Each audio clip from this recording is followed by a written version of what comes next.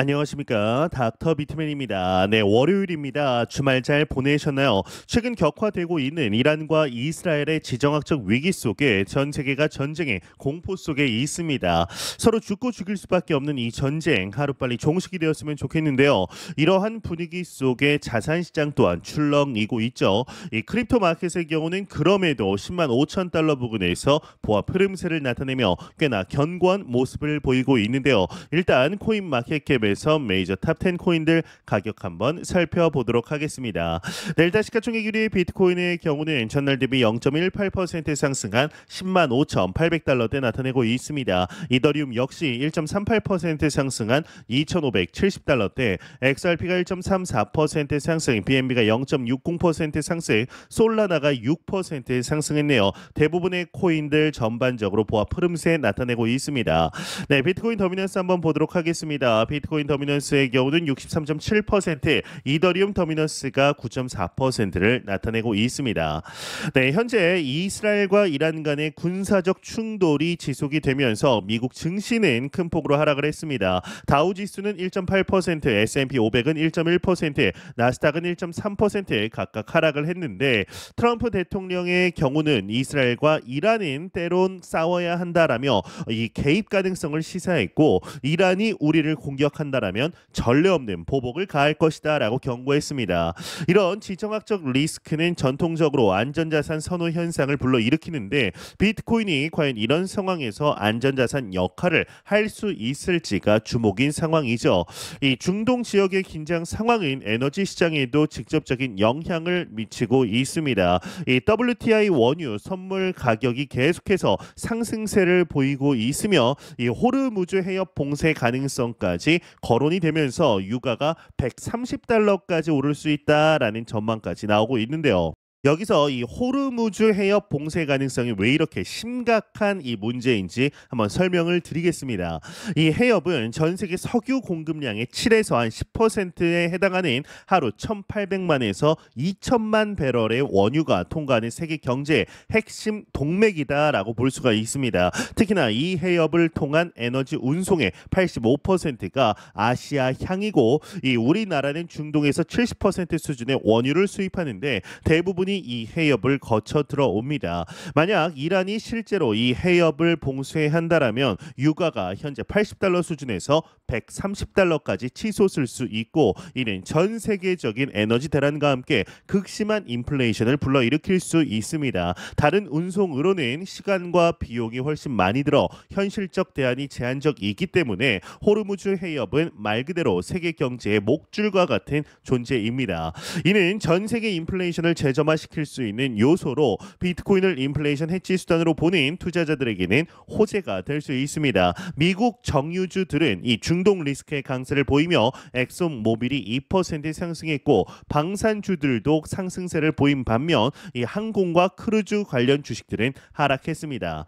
이 교전이 사흘째 계속되면서 이스라엘 공항과 이란 외무부가 타격을 받는 등 이 상황이 이제 심각해지고 있는데, 이란은 이스라엘 공격이 멈추면 보복도 멈출 것이다라고 밝혔지만 동시에 핵 협상은 못한다라며 미국과의 대화 중이라고 이 발표를 했습니다. 이 네타냐후 이스라엘 총리의 경우는 공격 결과 이란 정권이 교체될 수 있다라고까지 언급을 하면서 긴장감을 더욱 고조시키고 있는데요.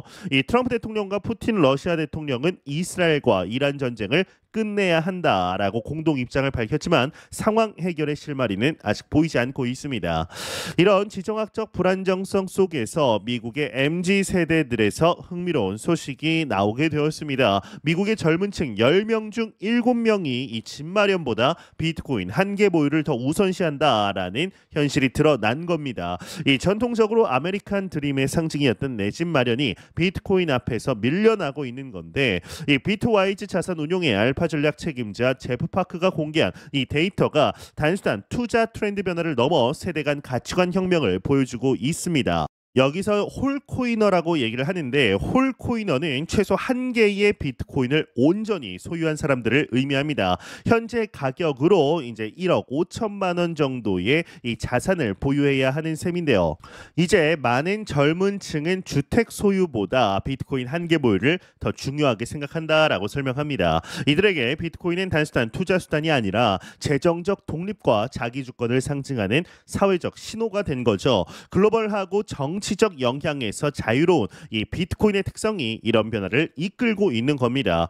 이 전통적 금융 목표를 뛰어넘는 비트코인의 매력이 점점 커지고 있는데 과거 젊은 세대에게 안정적인 미래를 보장해주던 부동산 투자는 높은 진입 장벽과 유지 비용 그리고 지역적 제약이라는 한계를 드러내고 있습니다. 반면 비트코인은 24시간 언제든 거래가 가능하죠. 국경을 넘나드는 자유로움을 제공하는데요. 특히나 인플레이션과 통화 가치 하락에 대한 우려가 커지면서 비트코인을 디지털 금으로 인식하는 젊은 층들이 급격하게 늘어나고 있는 겁니다. 이들은 비트코인을 헤지펀드나 투기 자산이 아닌 장기적 가치 저장 수단으로 바라보고 있습니다. 하지만 이런 열풍 속에서도 많은 사람들이 우려하고 있는 비트코인의 리스크 관련 소식이 나왔습니다. 바로 2030년까지 비트코인의 보안 체계가 완전히 붕괴될 수 있다라는 경고가 나오고 있기 때문입니다. 16년간 단 한 번도 해킹되지 않았던 비트코인이 양자 컴퓨팅의 등장으로 전례 없는 위협에 직면하고 있습니다. 현재 전 세계적으로 약 100대의 양자 컴퓨터가 운영 중이고 그 수는 2030년까지 5,000대에 이를 것으로 예상됩니다. 이는 단순한 기술 발전이 아니라 현재 우리가 사용하는 모든 보안 시스템을 뒤흔들 수 있는 게임 체인저입니다. 이 양자 컴퓨터의 위협은 이 비트코인만의 문제가 아니죠. 기존 컴퓨터와 달리 병렬로 계산을 수행하는 양자 컴퓨터가 비트코인을 보호하는 알고리즘뿐만 아니라 현재 인터넷 뱅킹, 온라인 쇼핑, 정부 시스템에서 사용하는 모든 암호화 기술을 무력화시킬 수 있습니다. 이 블록체인 매체 코인텔레그래프에 따르면 현재 비트코인의 30% 즉 620만 개 이상의 코인이 양자 공격에 취약한 상태라고 합니다. 이는 전체 디지털 금융 시스템이 직면한 위험의 일부일 뿐인데 양자 컴퓨터가 기존 암호 체계를 무너뜨리는 날을 이제 Q-데이라고 부른다고 합니다. 그날이 오면 신용카드 결제부터 국가 기밀까지 모든 것이 위험에 노출될 수 있다라는 뜻이죠. 하지만 미국 국립표준기술연구소와 국가안보국이 2030년까지 양자 보안 표준을 완전히 전환할 계획을 발표한 것도 이런 이유 때문입니다. 양자 컴퓨터가 위협이 되는 만큼 그에 대응하는 양자 내성, 암호화 기술도 함께 발전하고 있습니다. 비트코인 커뮤니티 역시 이런 변화에 대응하기 위한 준비를 하고 있으며 필요하다면 프로토콜을 업그레이드할 수 있는 능력을 가지고 있습니다. 구체적인 조치가 지금 당장 취해지지 않으면 2조 2천억 달러에 달하는 비트코인 시가총액이 위험하다라는 극단적인 시나리오가 나오고 있지만 이는 전체 금융 시스템이 그대로 멈춰 있을 것이라는 가정 하에서만 가능한 이야기입니다. 기술적 혁신이 가져다 주는 위협에는 항상 그에 대응하는 방어 기술의 발전이 뒤따르기 마련입니다. 한편 이 암호화폐 시장에서 또 다른 주목할 만한 소식이 있습니다. 바로 리플과 SEC의 오랜 법정 다툼이 바로 막바지에 접어들면서 공동 합의안이 제출된 겁니다. 이 법률 전문가 필 모건은 이번 합의안에서 가장 강력한 논리가 최종 판결 수정 조건이라고 분석했습니다. 리플과 SEC는 뉴욕 남부지방법원에 공동 합의안을 제출하면서 리플의 기관 대상 XRP 판매 금지 명령 해제와 벌금 배분 수정을 요청했습니다. 이에 따르면 SEC는 에스크로에 보관된 자금 중 5천만 달러를 유지하고 리플은 7,500만 달러를 돌려받는 조건입니다. 이 모건 변호사는 이번 합의가 단순한 화해 시도가 아니라 이 법원의 자원과 기술을 시간을 아끼기 위한 이 전략이라고 평가했습니다. 특히나 이 최종 판결 수정 없이는 합의도 무효다라는 점을 강조하면서 이는 법원이 고려해야 할 중대한 사안이라고 주장을 했는데요.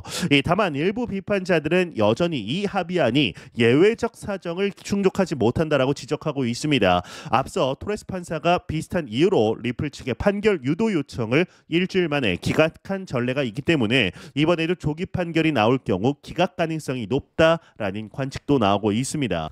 리플 지지 변호사 존 디트는 판결 수용 가능성을 약 70%로 전망했다라고 밝혔습니다. 이 판결 발표는 현지 시간 기준 월요일 아침에 나올 가능성이 있다라는 전망이 나오고 있지만 오히려 이것이 기각 신호일 수 있다라는 분석도 함께 제기되고 있습니다. 모건은 판사가 이를 허용해도 놀랍지 않지만 기각해도 이상할 것은 없다라고 언급하며 신중한 관망론을 펼쳤습니다. 이번 공동 합의안은 법원의 일종의 기정사실을 강요하고 있다라는 점에서 법적 의미가 크다라고 볼 수가 있는데요. 이 리플의 성공 사례에 영감을 받은 기업들이 속속 등장하고 있습니다. 이 나스닥 상장사 비보파워의 경우는 세계 최초로 XRP를 매입하는 전략을 발표한 기업이죠. 이 비보파워의 창업자이자 이사회 의장인 케빈 친의 경우는 싱가포르에서 진행된 리플 에이펙스 2025에서 이 비트코인을 매입하는 마이크로스트래티지와 메타플래닛의 성공을 목격한 영향이 있다 컸다라고 밝혔습니다. 원래 친환경 에너지 기업이었던 비보파워가 현재 XRP에 집중하는 재무회사로 전환하고 있는 상황인데 이 기존 사업부는 별도 회사로 분리하고 이 비보파워는 XRP 전문 투자 회사로 탈바꿈하고 있는 겁니다. 이 비보파워나 이 비트코인이 아닌 XRP 위주로 전략을 택한 이유는 분명합니다. 케빈 친의 경우는 비트코인은 희소성을 대표하지만 XRP는 사용성을 가지고 있다라며 비트코인은 공급량이 한정됐지만 XRP는 인플레이션 자산이지만 수요가 증가할 것이라고 확신한다라고 설명했는데요. 비보파워는 XRP와 비트코인을 모두 매입하지만 최소 70%는 XRP로 유지하는 전략을 택했습니다. 이 주주들의 반응도 긍정적이어서 비보파워는 지난 23개월간 주가가 무려 2300% 상승했다라고 밝혔는데 이는 암호화폐 재무 전략이 실제로 기업 가치에 미치는 영향을 보여주는 생생한 사례인 겁니다.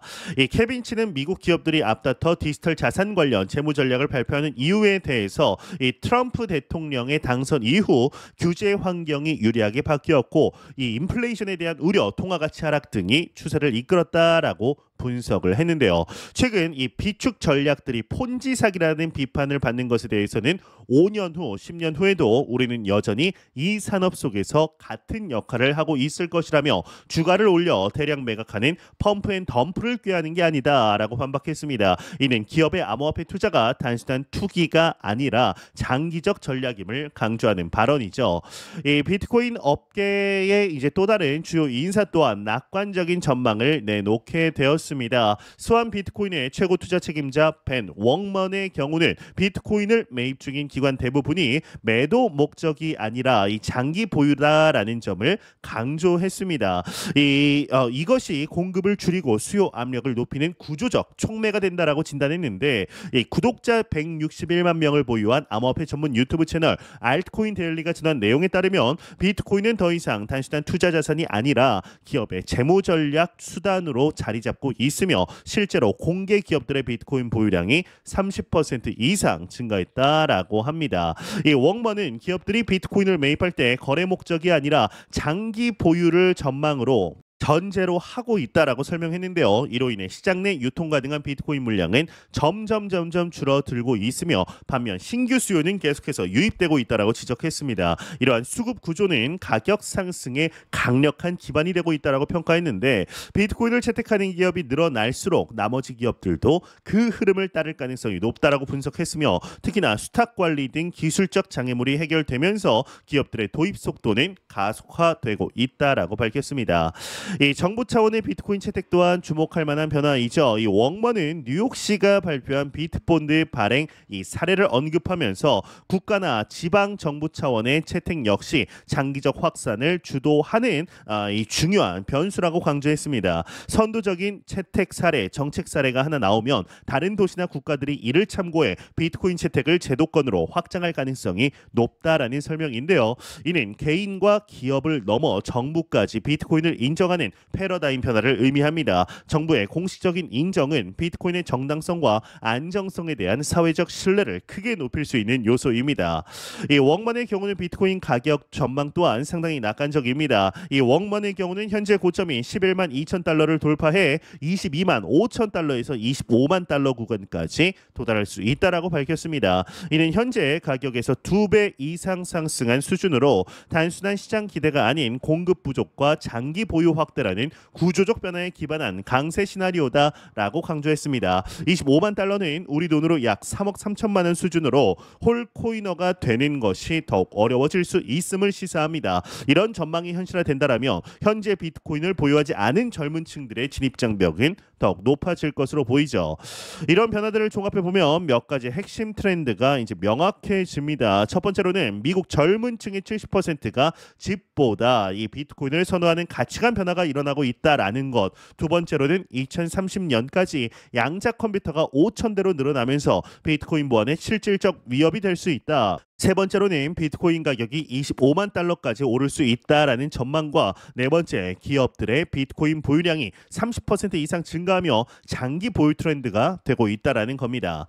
리플과 SEC의 합의 결과도 암호화폐 업계 전체의 중요한 선례가 될 것으로 보입니다. 만약 리플이 승리한다면 다른 암호화폐들도 증권이 아닌 상품으로 분류할 가능성이 높아집니다. 반대로 SEC가 승리한다면 암호화폐 업계 전체에 더 엄격한 규제가 적용될 수 있습니다. 70%의 승소 가능성이라는 전망이 나오고 있고 법정에서는 마지막까지 무슨 일이 일어날지 모릅니다. 이번 판결은 단순히 리플 하나의 문제가 아니라 암호화폐 생태계 전체의 미래를 좌우할 수 있는 중대한 사안이죠.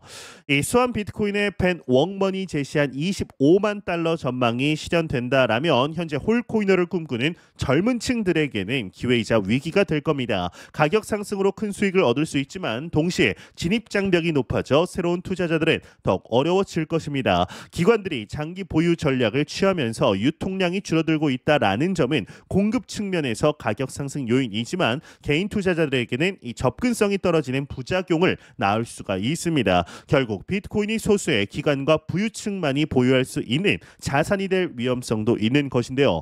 이 결국 우리가 목격하는 것은 이 단순한 투자 트렌드의 변화가 아니라 금융 시스템 자체의 패러다임 전환입니다. 미국 젊은 층이 집보다 비트코인을 선택하는 현상, 양자 컴퓨팅의 위협, 기업들의 암호화폐 채택 확산, 스테이블 코인의 부상까지 모든 것이 연결되어 있습니다. 이런 변화 속에서 가장 중요한 것은 균형 잡힌 시각을 유지하는 겁니다. 과도한 낙관론도 근거 없는 비관론도 위험합니다.